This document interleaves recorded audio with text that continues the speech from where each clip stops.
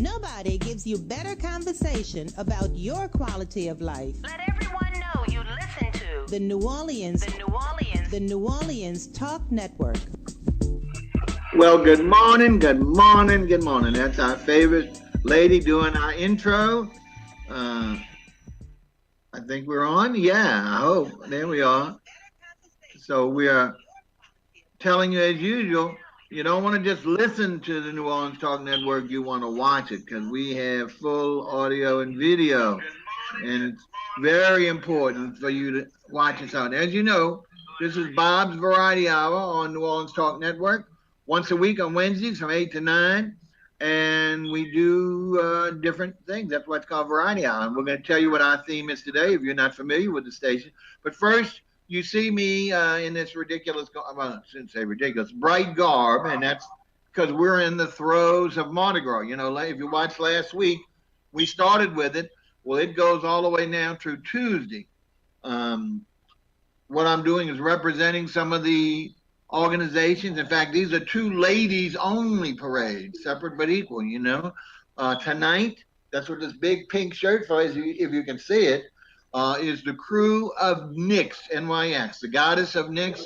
We know the first one and the fourth one. We're real pleasure to meet them and know them over the years.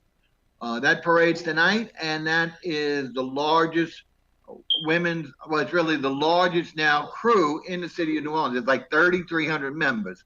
Now, not all of those parade, but pretty much do. They have 40 some odd floats, and their floats are tandem. That means two floats are hooked to each other. So if you think about it, there's 80 some odd floats.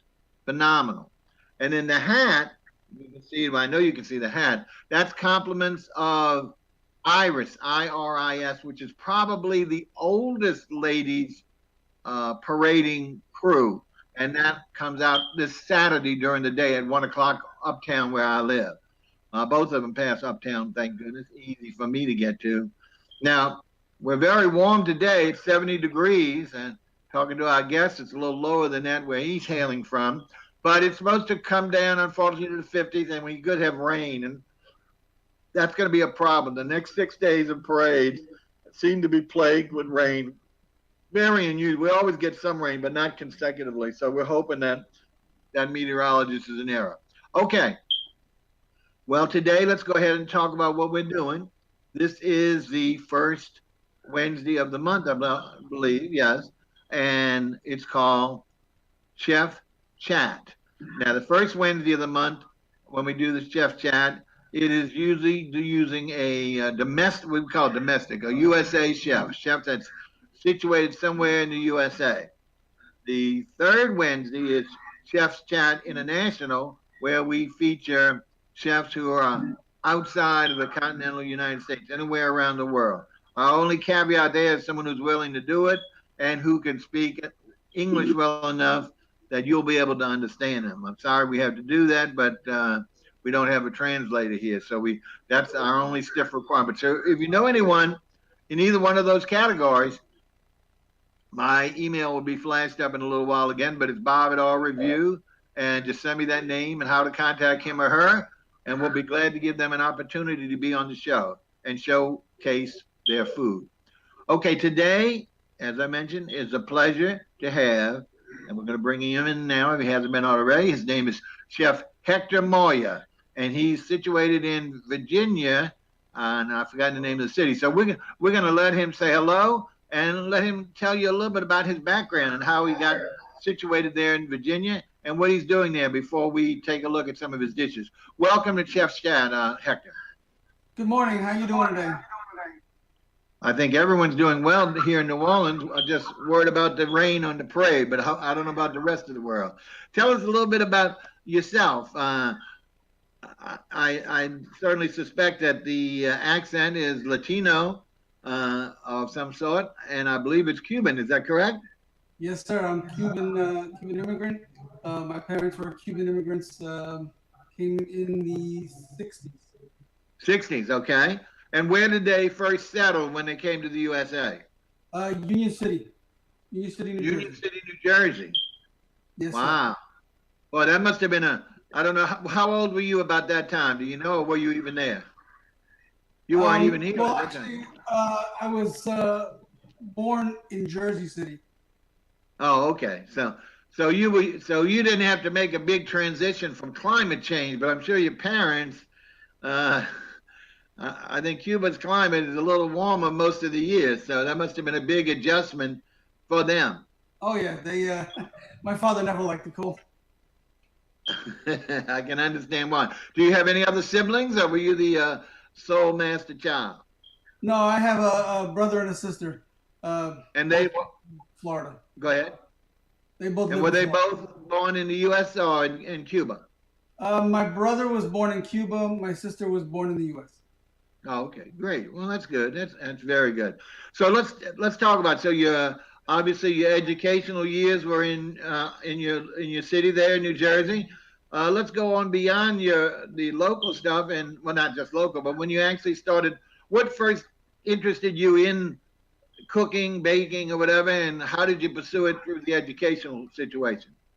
Well, my father was a chef in Cuba, and Ah, when he came to this country, his English wasn't that good, and there really wasn't any jobs in kitchens. So, but Sunday was his day in the kitchen, and he'd from the age of 6 years old, he's like, "Come on in and work with me." And I learned. I can say I learned more from him than I've learned in 34 years in the business plus school. He was a great mentor.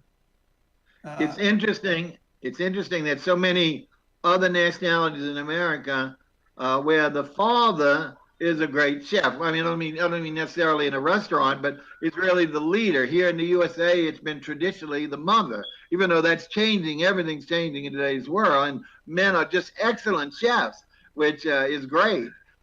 Noticed by the preponderance of it, but it's interesting to hear because down here with the people who first start usually it's with their not even their mother, it's usually by their grandmother's apron strings that they learned how to cook. So it's interesting to hear that you were able to have that father son bond in something that eventually became your passion. So what happened beyond that? When did you actually start your culinary career? Well, I was in high school. I went to vocational school, and I had a baking class. And in my baking class, my instructor really took to me, and he got me a full scholarship to Johnson and Wales in Rhode Island. And so I went there, and I had a great education and a great school, and it was a lot of fun. Well, you learned all the basics of the traditional training there, I'm sure. Yes, classic French cuisine. Perfect. It's really, even though it's not so prevalent as it was here in New Orleans, it was the primary cuisine when I was growing up, and then Spanish or Latin or Italian was really second. But it's so intensive, it's so methodical, and so much to precision that most people don't want to open those kind of restaurants anymore. It's too formal, too stodgy. But almost everyone have some similar background because the training is so thorough and so essential that you can then broadcast it, move into any area once you get those basics down. Yeah, it influences many cultures, and you know, it's a wonderful training, and like I said, French cuisine moves into a lot of cultures if you really pay attention. Exactly. Well, exactly. It's just like the language. I mean, Latin was the original language, the old Latin, and that sprouted obviously French, Italian, and Spanish all have derivatives. There's so many words that are so common and the pronunciation, and that's where the roots started broadcasting. So why shouldn't it also be from the culinary aspect? Okay. Well, listen, our show for you who's first time been on, we do a break about this time after we get. Is there anything else? Well, is there anything else you want to say about your background before we take our break and start looking at your food? No, we're good. Okay, good. Well, you said more than enough, and that's great to get the people to get to know you a little bit. All right, as I say, this is we get two breaks during the show because of having a guest. The first one is about now, and when we come back from it, we usually do a raffle. Every week we give away a prize.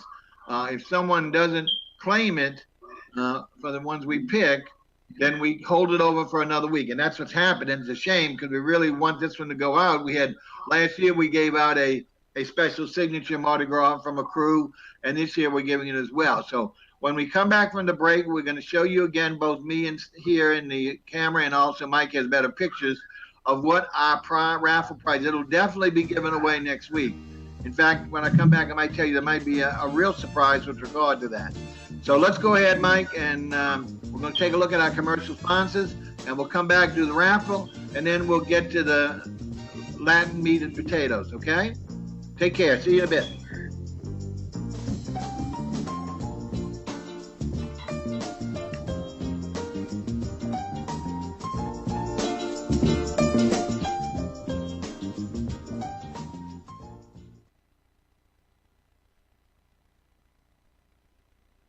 Are you looking for a home to live stream your next event? Give us a call here at Bethesda Community Event Center, the only place on a golf course that can host and broadcast live your wedding reception, your baby shower, business seminar, and any other special event. Give us a call at 504-708-9454 for more details.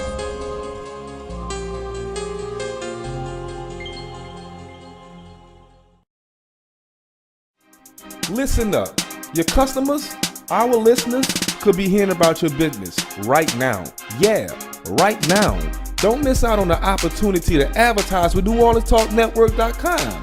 Call our business department today at 504-475-4793 to hear about our great rates. NewOrleansTalkNetwork.com. We provide the people, you provide the business.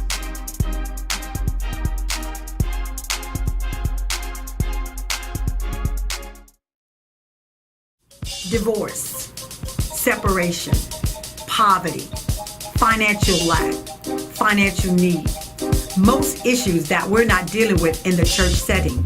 But thank the Lord, there's an answer coming for you through the Forgiven Show, hosted by me, Evangelist Melanie Pichon. Stay tuned as we will meet you weekly, every Thursday, to discuss and give answers to the situations and the challenges that you're facing. Remember, show starts January 18th, 2018.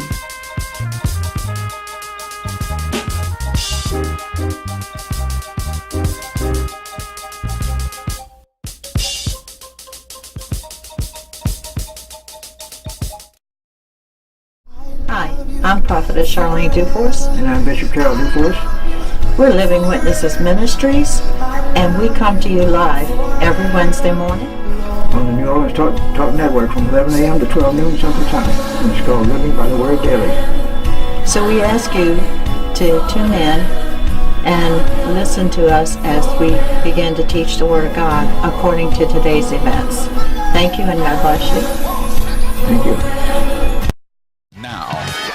Now New Orleans has a choice. Download the New Orleans Talk Network app for your mobile device or listen at www.neworleanstalknetwork.com.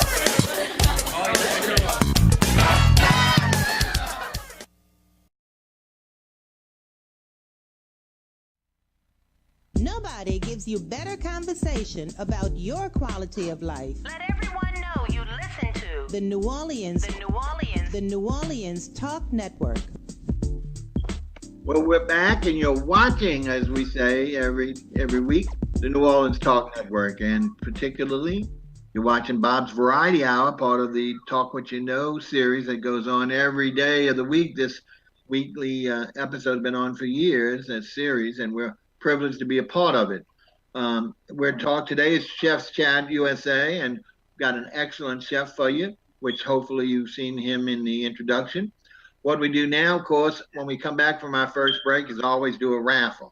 If you stayed with us last week, or if you saw any of the social media promos, it included not only a picture of our handsome chef here, but also of the signature giveaway item. I'm going to bring it up, but Mike has pictures of it better than what I have. And if you'll look and see, it is a goblet, plastic goblet. It's not breakable or anything like that. Well, it's breakable, but it's not something that, because these things are thrown. First of all, they're customized by people on the floats. This was the float of last Sunday's parade, if you're on Facebook Live, I did a whole full commentary of the entire parade. It's kind of gratitude for the gentleman who gives us these situations. And as you notice, it's blue and green. It's all done in glitter, and it's got to have the King Arthur title, the year 2018, and the reverse has the fleur de lis, the symbol of New Orleans. So we got a lot of response. In fact, what I was saying in the intro is that there's a chance that we might have a second goblet because the celebration's over. And if that happens, the second goblet will not be given away in the traditional random picker. We've had so many people that have sent me messages saying, I want that, or I got to have that, or I need that, I want to win that, etc. That we will probably, if we definitely get it, we will do a separate drawing just from those in the email, whether it's text, whatever that we have. So we'll put those names in the hat, do it the old way, and draw it out as instead of letting the software. But meanwhile, this weekly raffle will end next week because Mardi Gras ends, and when we're on Ash Wednesday, we will definitely have given and announced who has won. We had someone who won, but they didn't claim the prize. So if they don't tell us they won it, we have to assume they're not interested. But this is something so unique because every one of his were different. So it's not like he made a custom line factory. They all look alike. So this one is great. Plus the other one is very unique and also very intrinsic to New Orleans. So if you haven't joined, there's two things I want you to do. There's a little more work this time. You register, remember, once in a lifetime. That's what's good about our raffle. You don't have to register every week for each raffle or to call up and be the ninth caller. You register once and you're in the raffles for as long as they've gone on. They've been on since we started the air. So we give away something every week. So here's how you do that. You send an email, and Mike's going to put the address, which I said earlier, to me. And the address is Bob, that's easy enough, B-O-B, at, now here's the tough part, R-R-E-V-U-E, rreview.com. That's my website, Restaurant Review. So you send it to that. All you have to do is include your full name, your email address so we can contact you, and your zip code. You can also go on the website for New Orleans Talk Network. There's a box there for doing the same thing. But if you send it to me, I definitely guarantee your name will get in to the hopper. Now, if you send, in addition to that, if you send me a separate email saying, I want that, or I have to have anything showing that you want, then we will include you in the separate drawing for the additional cup. Okay?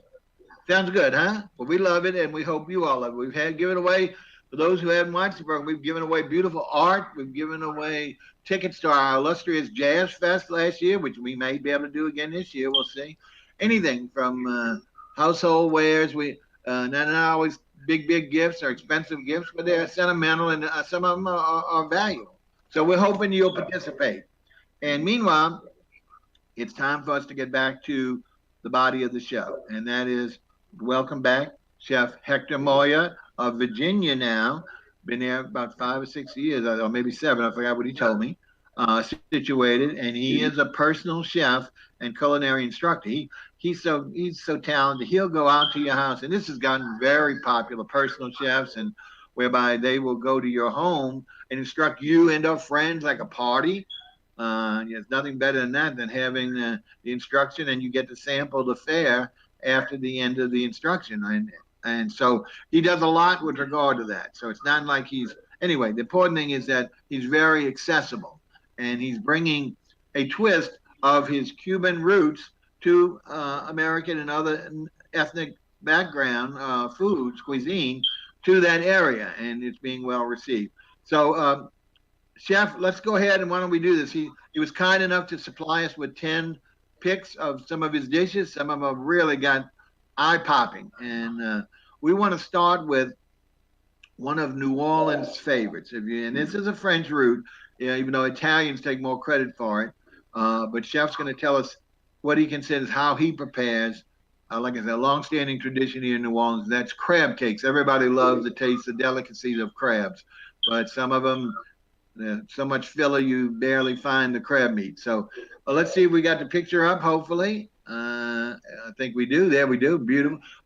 Chef, tell us a little bit about your preparation and your plating here. It really looks nice. Well, like you said, Bob, they are blue crab lump crab cakes. And Excellent. like you said, there's not much filler in these at all. There's just enough to hold them together. But it's mostly lump and jumbo lump crab. But it's got a little bit of twist. It's got a little bit of a Latin flair to it, which I try to put in everything I make. These are sitting on a bed of raw corn salad, which has raw corn, raw vegetables, peppers, onions, carrots, sitting on a bed of arugula. And then the sauce on top of that is a chipotle aioli. Wow. That's what I was going to ask. What's the drizzle on top? So it's chipotle aioli. So this would really basically kind of be as a salad, an entree salad, instead of just an appetizer. It's hard to tell about the corn because you know your crab cakes are nice and large and beautiful. So, but really sounds like a great combination. Thank you. All right.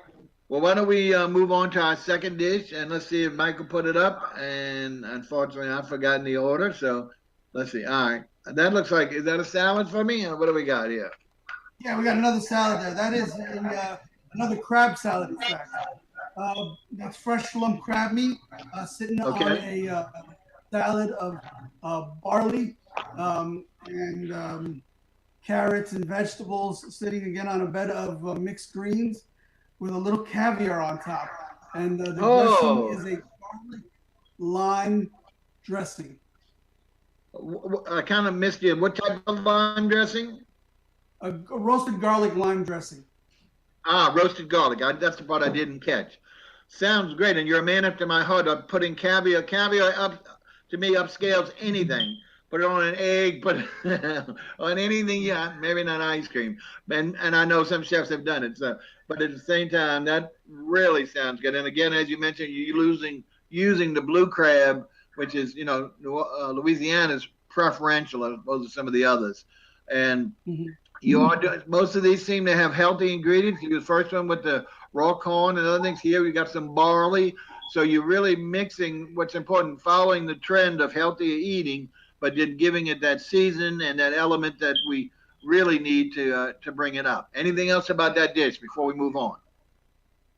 No, that's pretty much in a nutshell. Okay, Mike, let's go ahead and take that next flip. This is, folks, this is the one that really caught my eye. The old orange is such a vibrant color. And this, and he might take offense if I call it orange, but the shade of it to me was just an eye-popping, wild-snapping orange. So tell us, and I think these are great shrimps. They're pretty obvious, but tell us all about it, Hector, please. This is a little dish. Well, all these are dishes of my creation. I really don't like to follow anybody's recipes. I mean, I do traditionals, but I always try to put my flair. But this is original mine, and I call it angry shrimp. Angry. What it is it's a dusted. It's a 1620 shrimp. Okay. And it's dusted in seasoned flour. By seasoning, I mean salt, pepper, and garlic, nothing else, a little bit of flour. You fry them up. When they're done, you're going to toss them in that same chipotle aioli, and they're seated on top of a bed of Cuban coleslaw. Now, can you tell us, for those who, you know, there are numerous types of coleslaw. Can you tell us a little bit more without giving away your secrets with regard to how does Cuban coleslaw differentiate from some of the general or the older type coleslaws? Okay, so this coleslaw, like I said, you go to Cuba, you'll never get it. It's an old family recipe. Actually, my father gave it to me. It's fresh shredded cabbage with cilantro, some raw onion, salt, pepper, and just a little drizzle of fresh lime juice. Sounds great. Fresh, and what brings it gives the shrimp a nice ending. What gives it that vibrant color? That's what can I ask? It's the sauce. The sauce is chipotle that's in the adobo sauce, so it's a really bright red. And when you mix it with everything else, it brightens, gives it a nice bright orange color.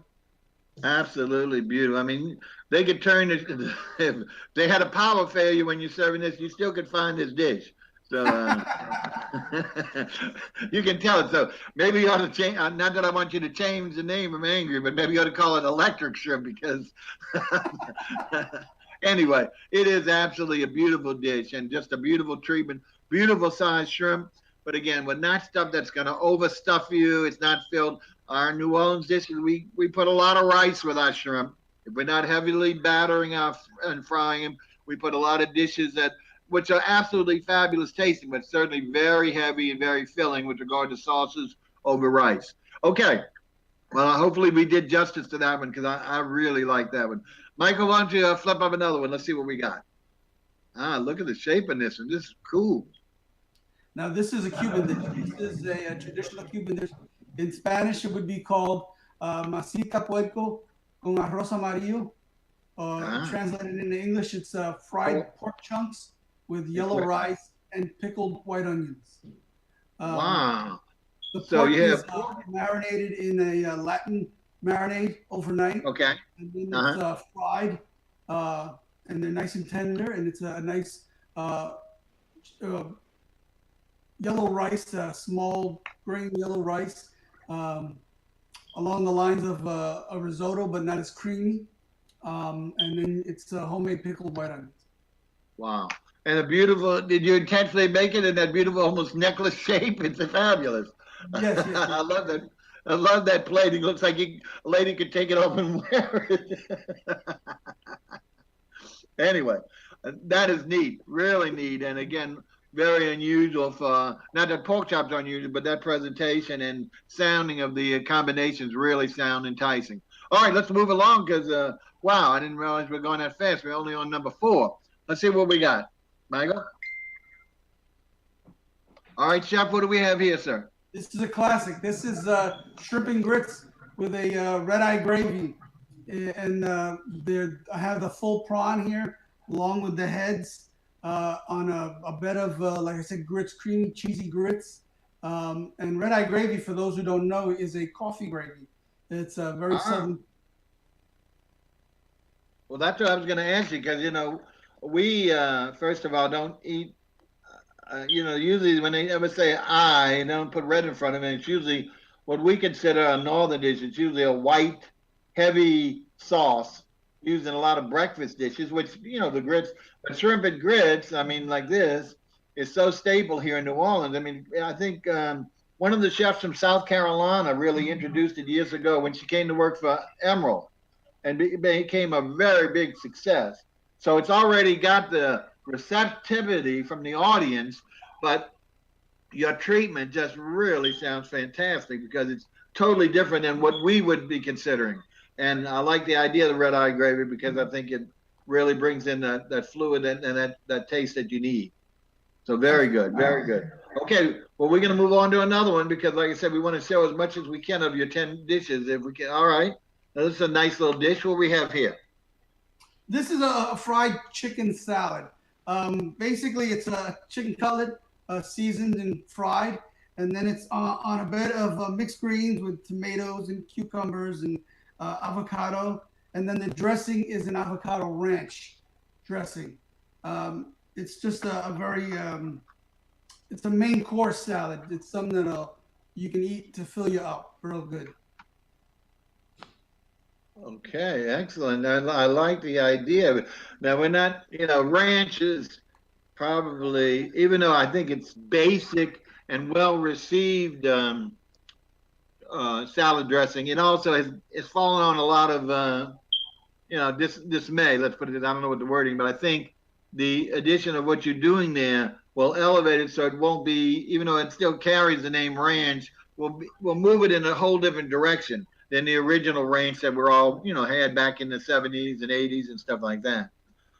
Excellent salads. You've given us light food, but as you presented the ones that we've seen, have all been great with regard to being a full meal, especially here in Louisiana. We, you know, everyone is cutting down to try and do one meal dishes or one entree instead of the old full course like we do still do, unfortunately, from our stomach and waistlines. But it does sound very complimentary. Great. That to me would be a great summertime dish. And yeah, it's great. It's very refreshing. It's like you said, that one is not so much along the healthy line because you got the fried chicken, but right. Most of the salads are very healthy to follow the trend. people are watching their weight these days, and you want to give them flavor, but you want to be able to give them something that they don't have to regret later on. They don't have to have their guilty day. And one other question, of course, is fried chicken, of course, is loved by, I think, universally everyone except for vegetarians. But again, there's so many different preparations. Are you putting, I didn't hear, what type, are you putting a batter on it, or what are you doing before you fry it? How is it, the chicken seasoned? It's a buttermilk batter. It's buttermilk and some Tabasco, and it's in there 24 hours. And then you're just going to do it in a light seasoned flour again. Light. SPG, salt, pepper, garlic. Right. Good. Excellent. Excellent. I think, yeah, some of our heavy duty battered fried chicken, which are delicious but totally unhealthy, would also really not work with this dish. I think you need to keep that light flavor of the rest of the salad along with the chicken. Okay, that's really intentional. Let's see another one, Mike, because we're moving along quickly here. All right, Chef. That's a grilled shrimp with a homemade blueberry barbecue sauce. Wow. Yeah, it's a really good barbecue sauce. It has fresh blueberries, a little bit of coffee. It's really bright, really good. It's what I put on my ribs a lot. So it's really complimentary to those shrimp. And again, those are 1620s. Well, coffee is such an important flavor here in New Orleans, not only in beverages, but also in food. And I know a lot of, not a lot, but some of the Latin cultures do incorporate a lot of coffee into their seasonings and into their preparations. So I think this would be really well received, certainly in our area and any area. I think it's a great idea to add that coffee flavor to it. Okay, let's move along because we're nearing the edge, but we need to make sure we want to show the folks everything you got. So what else we have, Michael? Okay, so this is a veal Milanese. Milanese would be that the salad that's on top, which is a fresh arugula salad with tomatoes and a light Italian vinaigrette, and it's sitting on a bed of cheesy polenta. Now, what is that? Polenta? What type of polenta? Polenta, cheesy polenta. Cheesy. I thought you said cheapy. I said no one meant. I thought it was no, cheesy. It's got some cheddar cheese. It's got some mascarpone. Creamy and cheesy. Very, very nice. Now, of course, Milanese is pretty much an Italian flavor, but I think what you've done is certainly upped it and once again twisted it with the Cuban flavors to something that I think everyone would find it. And then putting your salad together with it, you've really got, again, a one meal entry. But here you've got a base meat protein with a salad and putting it over. Just to me, one of my favorite what they call peasant dishes is polenta. A polenta cake is just so satisfying. It's plain and just so tasty, and you can just dress it up with anything. That's what's so good about it. If you don't like it by itself, I mean, we have a lot of cornbread lovers down here, which is fine, but it usually becomes a dessert, very heavy, sweet. Polenta is not that way, but it's just a tremendous asset to almost any dish. We also do the polenta in a Spanish way that's called harina, is what we call harina? It. Okay. Harina. And we actually, when we make it, we'll actually take one of two things. We either put a nice little bit of just fresh milk, or we'll take sunny side eggs up in there and then break that up. But like you said, polenta has so many uses. You can put it with just about anything. And, like you said, you make it into cakes and just lightly batter it and fry it. It's come a long way from its peasant days. It really has.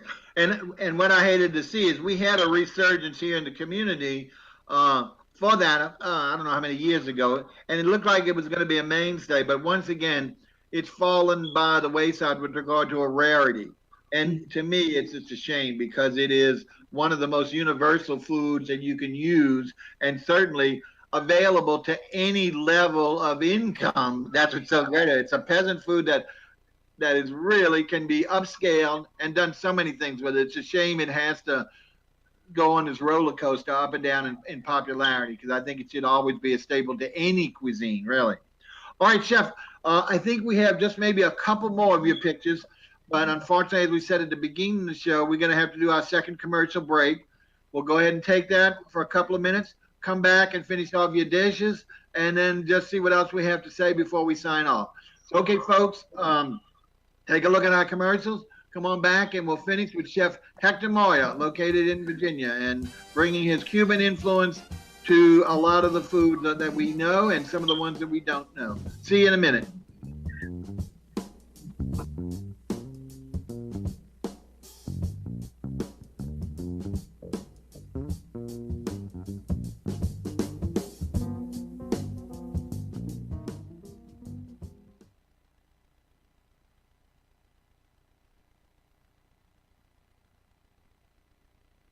Y'all know me, this is people person here.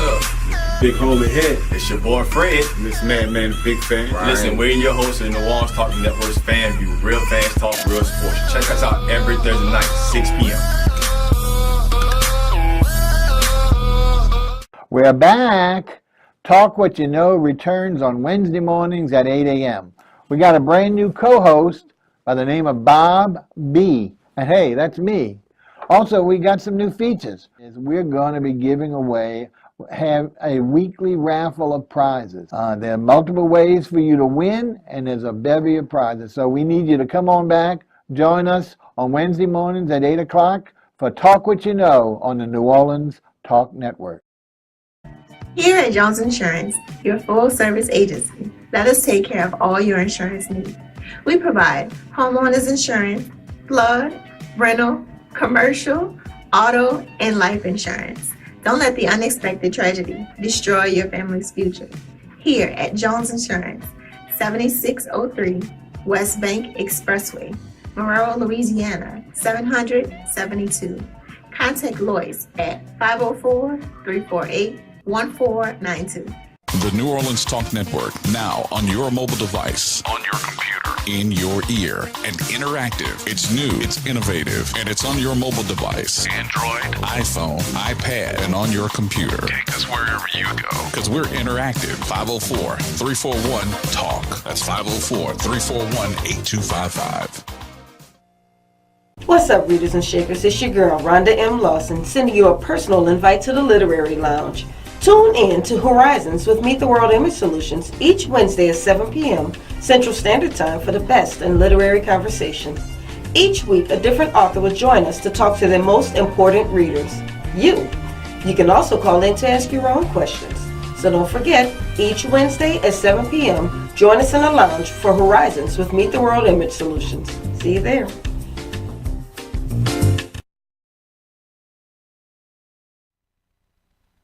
Nobody gives you better conversation about your quality of life. Let everyone know you listen to The New Orleans Talk Network. When is that lady going to say watch? I sure hope we can one day get that modified. Watch and or listen or whatever we want to say. Because, you know, we want you in there looking at us. Because when you've got talented chefs like we're bringing to you worldwide, not only worldwide net, but from around the world, we want you to be able to see the stuff that's going on, not only in our country, but also in countries that we may never had a chance to visit or see. Because I've always said, you know, that the cuisine is one of the most unifying elements of our existence. We have so many differences, and our cuisines are different. But cuisine is like traveling. If you have a restaurant in your area or a chef that you know in your area that is doing ethnic food other than what you can normally find, it's a great way to learn about his or her country, make new friends, the language. It's just a stepping stone. And once you to expand, we can't just eat meat and potatoes all the time. We can't just be, you know, kill the cows. And we're seeing that. We're going not only not going all becoming vegetarians, but we're worrying about our diet. We want farm to table. We talk about it all the time here. And maybe Chef can see at the end, if we have time, if there's availability in his area for that, where the restaurants and the chefs are being able to get direct access to the produce and or the meats. So people are not eating frozen stuff, eating healthier stuff. and just modifying our whole lifestyle. Okay, didn't want to get on the soapbox there, but I always like to bring it to because we really need Americans. It's the old saying, "When in Rome, do as the Romans," except unless you're an American. Anyway, we need to expand our horizons. Unfortunately, our younger folk and middle class folk, middle aged folk, excuse me, are also finally learning that lesson how not only important it is to taste other cultures, but to love the taste of other cultures. Okay, Chef Hector Moya, we're ready to move on. Like I said, I think we have just two more of your plates. Let's have Mike bring us up and tell us what we're looking at, okay? Okay, we have here is the marinated flat iron steak on a bed of white rice with fresh pico de gallo. The steak is seasoned with a lot of Cuban spices, cumin, coriander, and it's in a marinade. It's in a citrus marinade. You don't want to set it in there too long because it'll cook the steak. But about 2 hours, and then it's grilled, sliced on the bias, and put atop of some fresh white rice with fresh homemade pico de gallo. Excellent. Well, and I had to bring, once again, we talked about the origins of polenta in the last dish with regard to the root. Same thing here. This is a cut of steak that the typical middle class or high class would never even touch. But when properly cooked, hanger steak, iron steak, these other lesser cuts can be some of the most flavorful dishes you've ever tasted. I mean, it's not going to taste like your big old sizzling ribeye with butter, but hallelujah, let's get away from some of that. Let's get a variety. This and what he's doing with it, putting this wonderful sauce on it, by putting salsa, putting a little bit of the Mexican, still the Latin, Latino, and Cuban flavor, and just is a dish that we all really should learn how to eat. And the only way to learn is to experience it. But I think once you taste it, you'll find it very enjoyable. But again, it's got to be properly prepared because many times either the chef is not as knowledgeable about it or the cook at home tried and it might either be too tough or whatever. It just doesn't come on. But when it's properly prepared, then it's a dynamite dish. Okay, I think we have all these tougher cuts of meat and flank steak and skirt steak used to be throwaway meats. You used to get them like chicken wings, really, really cheap. Right. And I didn't want to say, but yeah. They've come up in the world, but they are, if properly done, they are fantastic and they are really, really, really enjoyable meats. Yeah, I don't think it was, even though I went on my soapbox, I don't think it was as important from the sustainability when it first moved out of the thing of throwing it away. It was more, hey, how can we still make a profit maybe by using a little lesser cut and not have to have the higher price of the steak. So I think that's what drove it. But nowadays, what's pushing it beyond is that sustainability. That when you're gonna kill an animal, no matter how much you're a pro or con of that, why not use everything available, not just the prime cuts? Because that's such a waste. If we got to kill an animal, let's use as much as we can. And that's the way it was in the old days because people didn't have the money to go to restaurants or whatever, and the butchers or the family members would use as much of the animal as possible to make as many different dishes for their family to survive. So I think we're going back to that, but at a much higher level with regard to the taste and the variation. And again, I'm on the soapbox. Sorry. Okay. Well, I think, did I say we have one more, Jeff, or was that the last one? We got one more. Okay. Michael, bring it up. Oh, there we go. Look at that. All right. Now, this is a classic Cuban dish called the papa rellena. Okay. Basically, translated, it's a stuffed potato. We take it and we stuff it fresh homemade mashed potatoes, just a little salt. Let them cool off, and then you make them into little balls, and you fill them. We fill them with a Latin meat, which we call picadillo, which is ground beef with olives and raisins and spices. And then we ball it up, just bread it. We bread it in cracker meal, but those are breaded actually in pretzels, flavored pretzels. So I grind them up and I bread them in pretzels, and then you fry them. And then it sits on top of a bed of a cheese sauce that I make out of fresh Gruyere and cheddar cheese, and it's like a 4 cheese blend sauce. But those are versatile in the fact that I've taken them and I've also used them. I've stuffed them with Reuben, fresh corned beef, fresh coleslaw, Thousand Island. They're very versatile. You can stuff them with anything you like. It's very easy to do, and you can freeze them. Well, baked potatoes or stuffed baked potatoes have become, they're restaurants now that specialize. I'm not saying they're all the best, but what I'm saying is it's such a meal in itself because of the potato volume, and to mix it with some sort of meat. Again, I didn't catch closely, and I don't know if the audience did the proper term you call the meat, but the description of what's involved in it, the flavoring and the seasoning, sounds phenomenal. And then. So what better way? And what is it? Do you have is it a Cuban name for the dish itself? Papa's, what? It's called papa rellena. It's very popular street food in Cuba. Well, and once again, that's another trend. Everyone, not that he wants to be trendy, but street food is getting, the last 15 years has gotten prominence. We have several restaurants in New Orleans that, feature only as what they call. Now, once again, in order to be marketable, they start taking a term and using it in any situation. But this definitely has the appearance of a street food with regard to portability and easily edible, in a non-traditional format of sitting down at a table, but also has the tremendous flavor that will be and satisfying bulk that a potato can give you. So, congratulations. Okay. Well, I want to say, first of all, let's see, we love the dishes.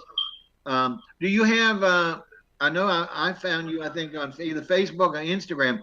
Why don't we go ahead, do you mind giving either one way people can see more of your dishes? I guess it would be Instagram in a concentrated way, but you tell us what would be the best place for anyone else who wants to see your dishes on the internet, sir? Well, you can go to my website, which is www.moyaskitchenconcepts.com, or you can go to, like you said, and that's spelled M-O-Y-A. Moya's Kitchen, the normal kid. That's one word. Is that right? Yes, all one word. Moya's Kitchen Concepts. M-O-Y-A-S Kitchen Concepts. Okay. And you can also go. I'm also on YouTube. I do learning videos on YouTube under Moya's Kitchen Concepts. All right. And to let everybody know that even though I'm based out of Virginia, I can help anybody through a Skype or anything else for recipes and for ideas and all kinds of things. And I also have out a blend of spices that we do, one of which is called our Love Spice, which is a very versatile blend that's you can put on anything. And if you add a little brown sugar to it, it's the best rub you'll ever have for ribs. Wow, that's making a big statement there, chef. But well, there you go, folks. So you see, you can now. If someone, how often maybe do you have some regularity with your YouTube videos, or is it just as you get a chance to do it? Is there like once a month or once a week, or not that often? I try to do it once a month as I get a chance. As you know, this industry is very, very busy, and you're constantly on the go. So whenever I get a moment where I can sit down and actually do it, I do it as much as I can, because I love to give back and to teach people this. Because one thing we forget in the food world is family. Family and food go together so well, and we need to remember that. Well, you're 100% correct. And once again, the Latin community is, as long as the African American communities, et cetera, and the ethnic Asians, et cetera, are still preserving the family. America is, I hate to say it, but kind of given up on it. It's a bunch of individuals that live perhaps under one roof, but they're separate but equal. The idea of family getting together for dinner, which was just a given in our day in America, has really been lost. I mean, well, you got to, let's pick them up something for the fast food, and we'll do it, we'll mend our ways, etc. But I think that precept is so important in really just keeping our cultures alive and passing on to our children the need for socialization. Once again, the computer has alienated these kids where some of them can't even talk to another person of their age or let alone someone older than them, heaven forbid. That all they know how to do is get on that keyboard, play those games, contact like that, but can't speak, can't write, and have really become antisocial creatures. And it's a shame because, once again, food, as I said, is an equalizer, not only among your same country or your same cuisine, but among all the countries of the world. So once well, this is I think the worst I've given the audience with regard to them this many soapboxes. I usually try not to do that. Um, One last question before our time is up, and yeah, real quick. It is. I mentioned a little bit about farm to table, which means basically you have some relationship via directly, hopefully, with either farmers and or dairy people or something, whatever you can do that is in the near area, as opposed to the wholesale buying of frozen products or things that are shipped in. Is there any of that in your area? Is that is that Yes, growing or is that? Go ahead. it's growing here in Virginia very much, and it's something I use as farm to table as much as possible. Work with local farmers, help the small guy versus the big guy. We're all in this to make each other better. So yeah, this is growing very big down here. It's a great trend. Excellent. You might want to, I don't know what the rules are this year, but we have a farm to table conference in New Orleans in August, I believe it is the hottest month, for a couple of days. Brings in people from all around the world in different roles, whether it's a farmer, whether it's a chef, whether it's a restaurateur, customer, and numerous conference lectures and presentations on all aspects of it. But the most important thing they've had in the last few years is a finale thing because there's so many competitions now. It's called Chef's Challenge, and I've met several of the early chefs who've been on our show there at last year's. So check your schedule. I don't know about the expense. Maybe you can find it on the internet. I'm sure you can. I don't know like I said, I'm not directly involved, even though I go every year. But we'd love to see you maybe bring your talents. It'd be great if you could to see if they could include you. There's some type of obviously competitive way they select because they only have 10 chefs and all the major ingredients are provided by vendors around the world, and you get to a lottery. You pick two numbers and between 1 and 10, and that tells you your order of preparation of the items, the meat, the protein, etc. that you get. Anyway, it's a fun challenge. Who knows if you get a chance to attend, whether as a challenge or just for the education or the present per point. So if you have a chance, check it out. Okay, Chef, once again, our gratitude. You've done a great job, and you're doing a great job for the audience, not only physically with your participants, but also internationally since you're able to reach out in all these different formats. Next week, folks, I think it's near the end of the day. Let's see if we've got a couple more minutes, I think. Well, just to be sure, maybe we'll sign off a little early. But remember, next week is our popular second Wednesday is Talk to the Tarot. And we have our lovely lady, Robin Denon, who's a psychic medium. She's got a bunch of credentials, who comes on live, just like Chef did today, and will actually read your tarot if you like. And we have a brand new feature because our wonderful, talented station has upgraded software to allow not more than just the tarot reader and myself. We can have up to 3 guests simultaneously, which we won't do, of course. But you, the caller, who before we would only hear from, now have the option of being live on the internet, TV, visually for all of your friends and loved ones to see. Now, not everybody wants that, but from now on, when you participate in this, and you can get on it by the best way is to reserve a spot for that week by sending us that email again saying what second Wednesday you're available. But we do take guerrilla calls that day. Anyway, that's about it from here. Thanks again to Chef. Watch for us next week, Talk to the Tarot. And y'all have a happy Mardi Gras for those who are local. And the rest of you all have a good Wednesday.